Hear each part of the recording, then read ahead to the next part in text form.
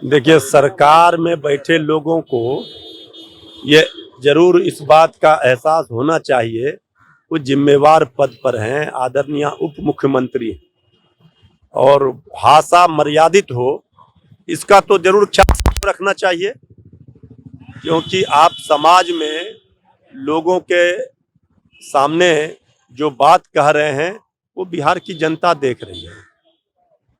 तो सत्ता का जब अहंकार सर पर चढ़ता है तो लोग इस तरह का भाषा का प्रयोग करते हैं। एक मर्यादित भाषा का प्रयोग राजनीति में सबको करना चाहिए, ये सबके लिए जरूरी है। हम इस बात को मानते हैं। तो ये पूरी तरह से गलत है, और उन्होंने क्यों इस तरह की बात कही है ये तो उसका जवाब वही देंगे, लेकिन ये बता रहा है कि सत्ता में बैठे लोगों का अहंकार सातवें आसमान पर है। बड़ी शर्मसार करने की बात है। महिलाएं तो भगवती का रूप होती है, माँ का रूप होती है, बहन का रूप होती है।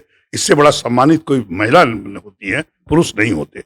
और इस तरह से अपने पुत्र पोता के बराबर एक लड़के को गाली देना, यह बिल्कुल पूरे बिहार को शर्मसार करता है, पूरे देश को शर्मसार करता है, और जिस पार्टी से है उनको भी शर्मसार करता है। उनको बिहार वासियों से माफी मांगनी चाहिए, और एक महिला होने के नाते आपको जनता ने चुन के प्रतिनिधि बनाया है, जिताया है, और आप सरकार के अंग हैं, और आप जिसने सरकार बनाया उसी को आप गाली बक रहे हैं। लेकिन वो माँ होने के, महिला होने के चलते उनको इस व्यवहार नहीं करना चाहिए, पुरुष को भी नहीं करना चाहिए, लेकिन उनको बिहार से माफी मांगनी चाहिए। निश्चित तौर से ये दिखाता है कि किस मानसिकता के लोग आज सत्ता में बैठे हुए हैं। ये मानसिकता सिर्फ भाषा की बात नहीं है।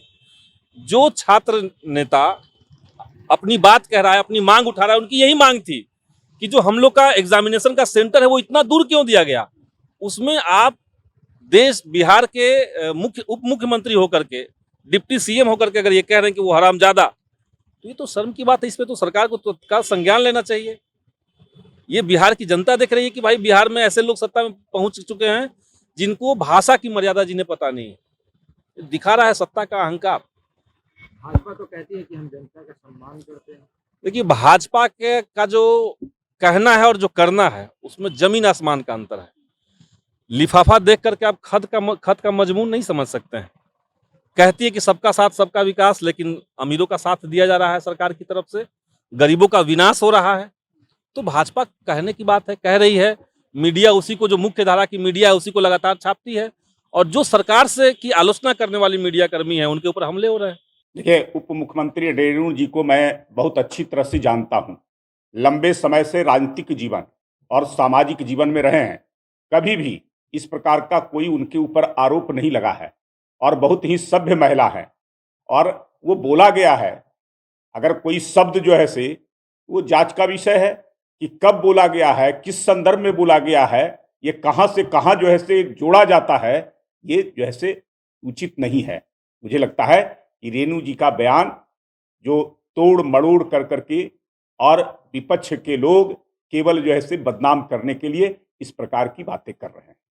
लेकिन अगर कितना भी गुस्सा हो आ जाए सर, लेकिन इस तरह का वो इतने बड़े पद पर है, उप मुख्यमंत्री है बिहार की, उनको पूरा देश जानता है, देखता है, फिर भी गुस्सा आने पर इस तरह का भाषा का प्रयोग करना नहीं, ये मैं तो कहा कि कब बोला गया है, किस संदर्भ में बोला गया है। अगर कभी कोई बात घरेलू बातों में भी जो ऐसे इस प्रकार की होती है, उसको राजनीति से जोड़ कर करके, सामाजिक धारणा से जोड़ कर करके और बदनाम करने के लिए इस प्रकार का करना कहीं से उचित नहीं है। छात्रों के साथ है।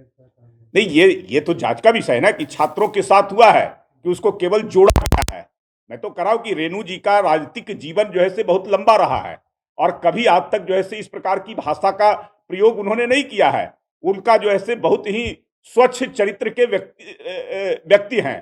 कभी भी जो है इस प्रकार का आरोप इतने लंबे राजनीतिक जीवन में, सामाजिक जीवन में कभी नहीं लगा है।